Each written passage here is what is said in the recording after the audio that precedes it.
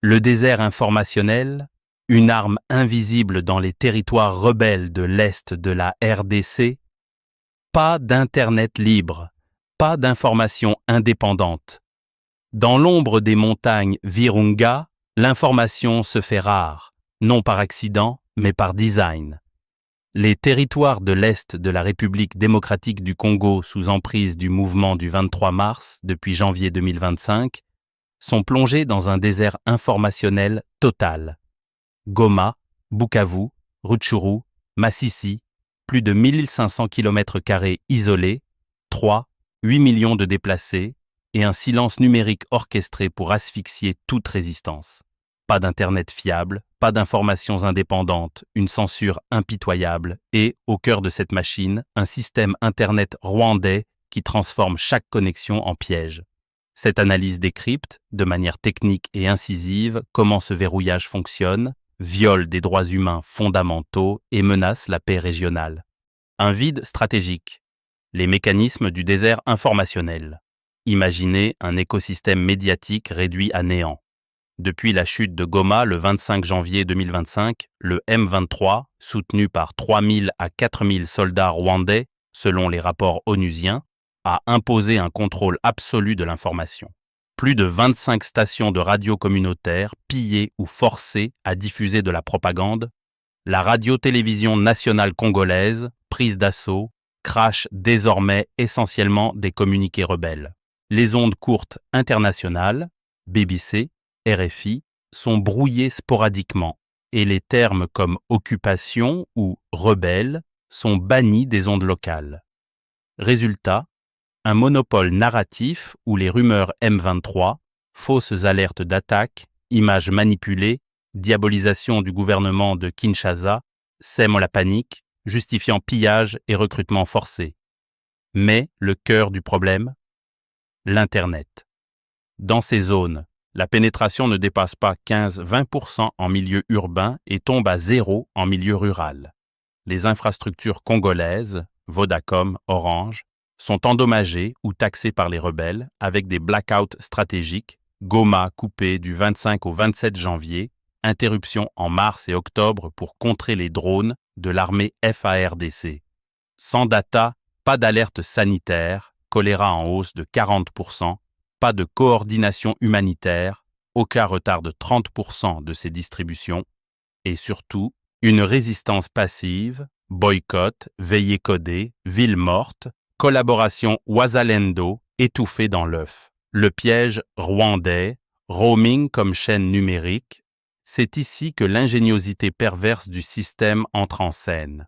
Sans alternative locale, 30% des utilisateurs à Goma et Bukavu se rabattent sur des SIM rwandaises via un roaming transfrontalier depuis Gisenyi. Mais ce sauvetage est en réalité une illusion mortelle. Le Rwanda applique sa censure maison, blocage de sites critiques, throttling, limitation du débit ou la réduction de la vitesse d'une connexion, pas d'image, de X et TikTok depuis février, interdiction de téléchargement de VPN via Google Play, lui aussi verrouillé. Une loi, 2021, criminalise la désinformation et des outils comme le logiciel espion Pegasus traquent les dissidents, y compris en exil. En zone M23, cela s'amplifie.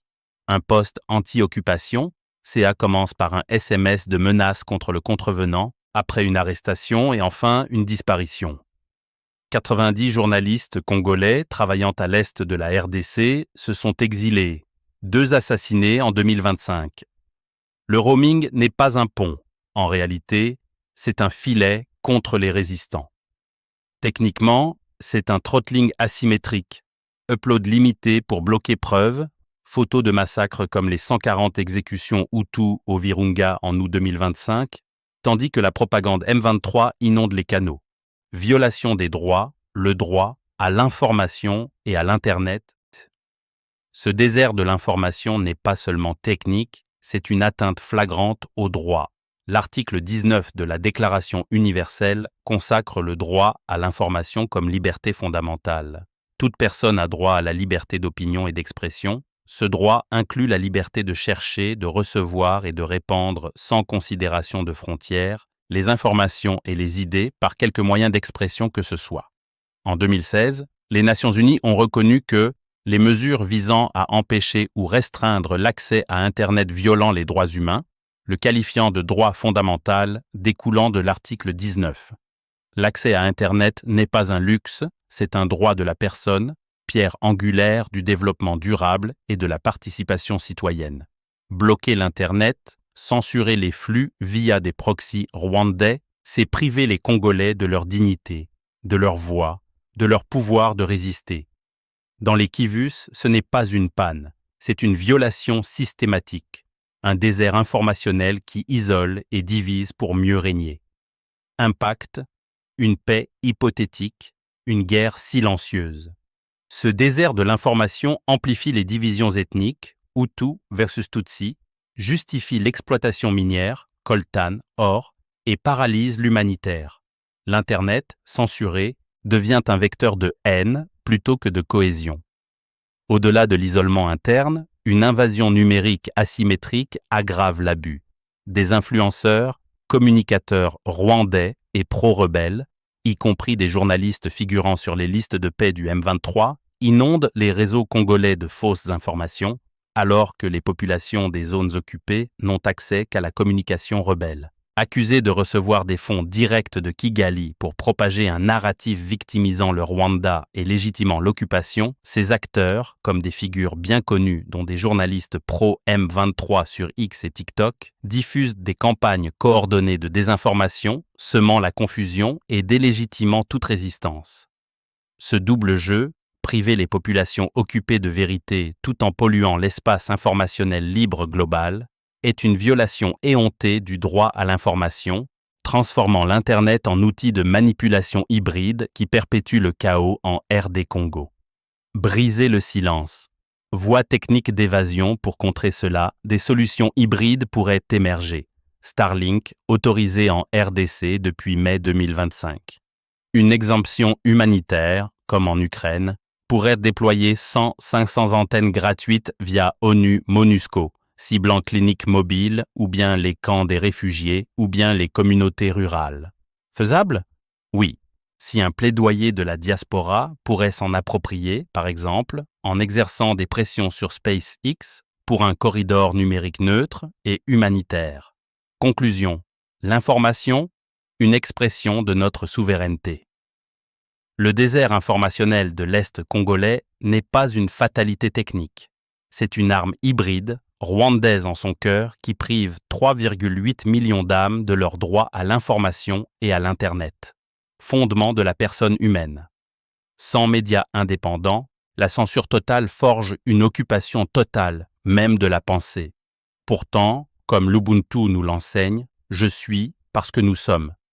L'assistance humanitaire doit certes couvrir les besoins primaires des Congolais de l'Est de la RD Congo, mais il ne faut pas oublier le désert informationnel et la censure inhumaine dans laquelle ils sont plongés. Il revient aussi au gouvernement de la RDC de mettre en place des stratégies pour couper ce blocus de l'information et raviver la flamme de la résistance non violente qui anime beaucoup de Congolais de l'Est, lesquels ont besoin de ne pas se sentir abandonnés par leur mère patrie.